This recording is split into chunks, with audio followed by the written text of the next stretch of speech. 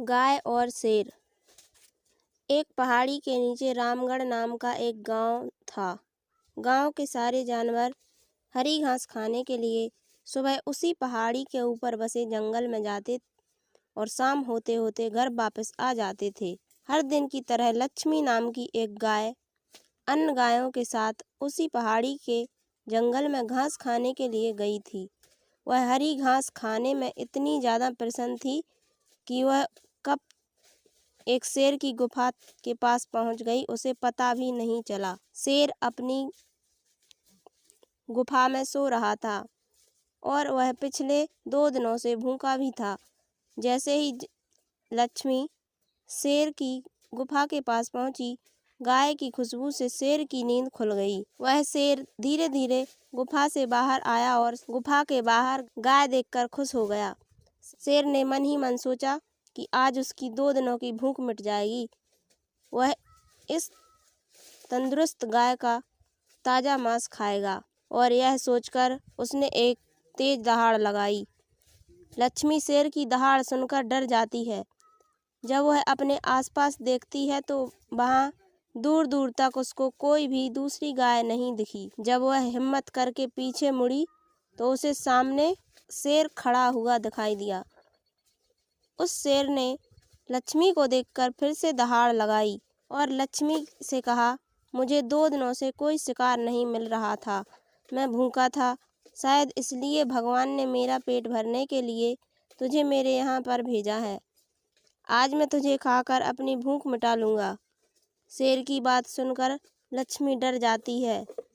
वह रोते हुए शेर से कहती है, मुझे जाने दो, मुझे मत खाओ। मेरा एक छोटा बच्चा है जो अभी सिर्फ मेरा ही दूध पीता है और उसे घास खाना अभी तक नहीं आया है। लक्ष्मी की बात सुनकर शेर हंसते हुए कहता है, तो क्या मैं अपने हाथों में आए शिकार को ऐसे ही जाने दूं? मैं तो आज तुझे खाकर अपनी 2 दिनों की भूख मिटा दूंगा। शेर के ऐसा कहने पर लक्ष्मी उसके सामने रोने लगी और विनती करते हुए कहती है कि आज मुझे जाने दो। मैं आज अपने बछड़े को आखिरी बार दूध पिला दूंगी और उसे बहुत सारा प्यार करके कल सुबह होते ही तुम्हारे पास आ जाऊंगी। फिर तुम मुझे खा लेना और अपना भूखा पेट भर लेना।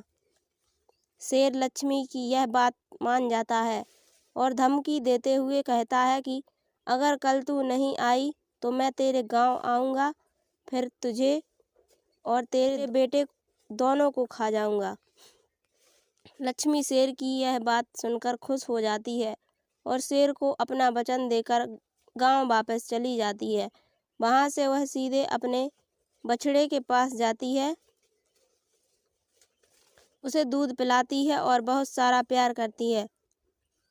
फिर बछड़े को शेर की साथ हुई सारी घटना बताती है और कहती है कि उसे अब अपना ख्याल खुद रखना होगा।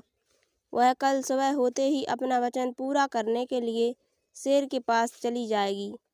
अपनी माँ की बातें सुनकर बछड़ा रोने लगता है। दूसरे दिन सुबह होते ही लक्ष्मी जंगल की तरफ निकल जाती है और शेर की गुफा के सामने पहुंचकर शेर से कहती है, अपने वचन के अनुसार मैं तुम्हारे पास आ गई हूँ, अब तुम मुझे खा सकते हो। गाय की आवाज़ सुनकर शेर अपनी गुफा से बाहर निकलकर आता है और भगवान के अवतार में प्रकट होते हैं। वह लक्ष्मी से कहते हैं, मैं तो बस तुम्हारी परीक्षा ले रहा था। तुम अपने वचन की पक्की हो, मैं इससे बहुत प्रसन्न हुआ। तुम अब अपने घर और बछड़े के पास वापस जा सकती हो। इसके बाद वे उस गाय को गौ माता होने का वरदान भी देते हैं और उसी दिन के बाद से सभी गायों को गौ माता कहना शुरू कर देते हैं। कहानी से सीख, हमें जान की बाजी लगाते हुए भी अपने दिए हुए वचन को पूरा करना चाहिए। यही हमारे दृढ़ व्यक्तित्व को दर्शाता है।